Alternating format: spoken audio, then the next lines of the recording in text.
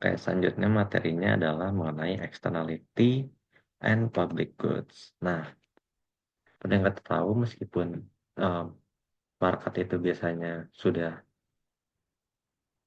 bisa diurus oleh mekanik pasar, namun market failure atau kegagalan pasar itu tetap eksis. Nah, eksternalitas itu adalah salah satu tipe dari market failure atau kegagalan pasar. Nah, market eksternalitas itu dibagi menjadi dua, ada yang negative externality dan positive externality. Nah, negative externality itu adalah itu biasanya berdampak buruk pada pihak ketiga, sedangkan yang positive externality itu biasanya itu beneficial. Nah, externality adalah eksternalitas sendiri adalah definisinya eh, impact impact yang dirasakan dirasakan oleh pihak ketiga. Nah, nextnya di negative externality, market quantity itu biasanya is larger than socially desirable. Nah, maksudnya apa sih? Jadi, uh, yang kita tahu di sini bisa dilihat bahwa awalnya perusahaan itu berproduksi pada saat marginal private cost-nya aja atau MC. Namun hal itu belum mempertimbangkan negative externality, yang mana misalnya rival pollution from a factory makes society cannot use the water. Maksudnya adalah di saat MC itu si perusahaan belum mempertimbangkan biaya eksternalitas atau dampak yang dirasakan oleh masyarakat sekitar karena adanya polusi dari pabrik. Nah, maka dari itu adanya solusi dari marginal sosial plus marginal sosial itu sudah mempertimbangkan faktor eksternal. Nah, jadi MSC itu nantinya akan bertemu dengan marginal social benefit atau demand-nya. Nah, di titik yang di efficient equilibrium itu kuantitinya lebih sedikit dibandingkan saat marginal private cost. Nah, berbanding berbalik dengan negative externality, di positive externality market quantity is smaller than socially desirable. Maksudnya adalah eh, karena positive externality itu memiliki beneficial. Contohnya di sini adalah education may increase social welfare, reduce crime, and etc. Maksudnya adalah ketika adanya di saat titik yang initial, demand bertemu dengan MSC, itu titiknya di sini, di titik A. Namun, ketika adanya beneficial dari education, maka demand akan bergeser ke kanan, yang mana menyebabkan quantity di sini bisa lihat quantity orang yang yang sekolah itu meningkat dari awal 7,5 menjadi 15.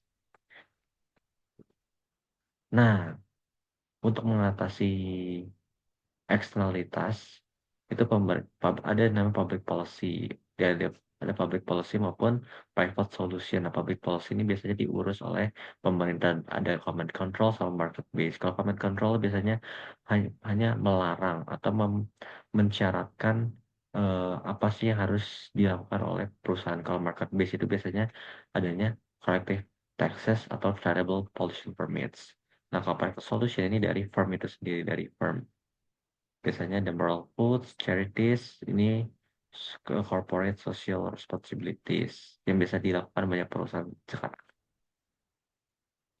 Nah, di sini kita bisa lihat adanya market base melalui taxes or tradable pollution permits. Nah, corrective taxes, jadi ketika adanya pollution, si corrective taxes itu men-set sehingga eh, supply yang boleh di supply dari pollution itu dibatasi jumlahnya. Nah, nextnya apa sih bedanya corrective taxes sama tradable pollution permit? Nah, pollution tax is more efficient than regulation. Mengapa begitu? Karena firms with low abatement cost atau biaya ngurangin polusinya lebih kecil itu will reduce pollution to reduce their taxes burden gitu. Tapi kalau biaya mengurangi cost dari polusi itu tinggi, biasanya firms tuh punya willingness to pay untuk membayar pajak. Jadi berguna buat eh, pemerintah.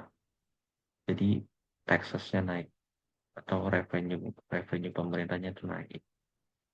Nah, kalau tradable pollution permit itu juga lebih bagus karena lower cost. Mengapa lower cost? Jadi firms with low cost of reducing pollution itu bisa ngejual permitsnya ke perusahaan lain. Nah, ada yang namanya cost theorem. Cost theorem ini adalah solusi melalui private solution. Gitu.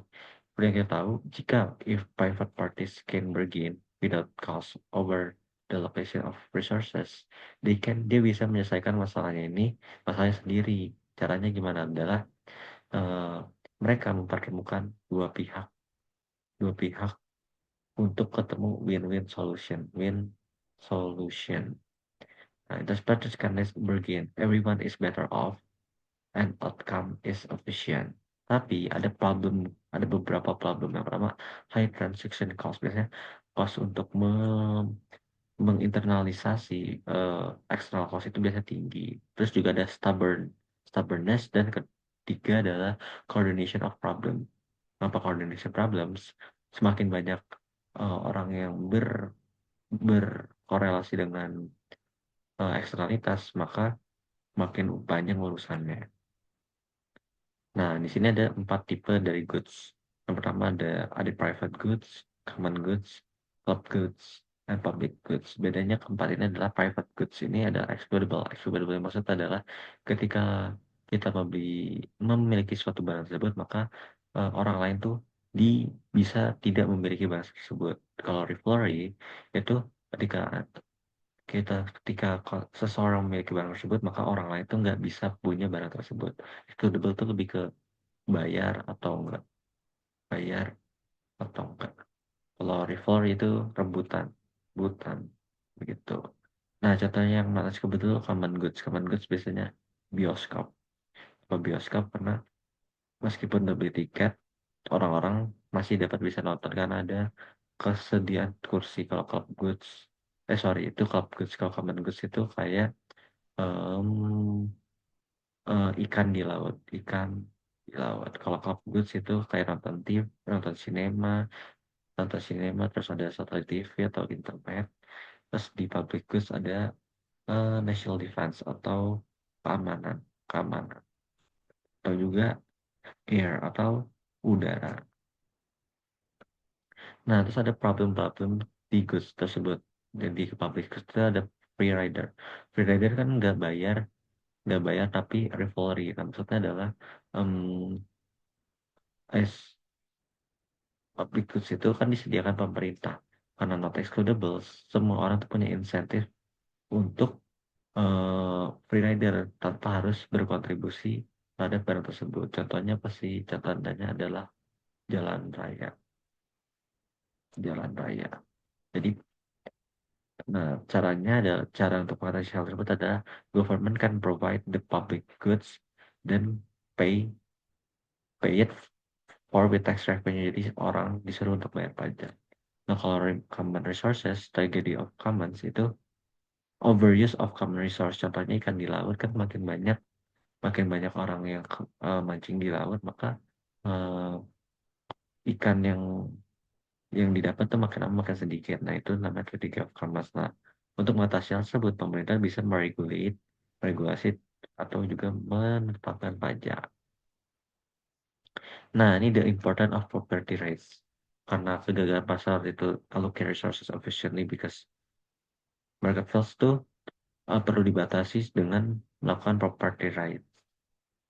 Karena kalau nggak dilakukan, maka uh, si market force itu bisa tumbuh karena tidak adanya kebijakan kepemilikan properti yang tidak well established.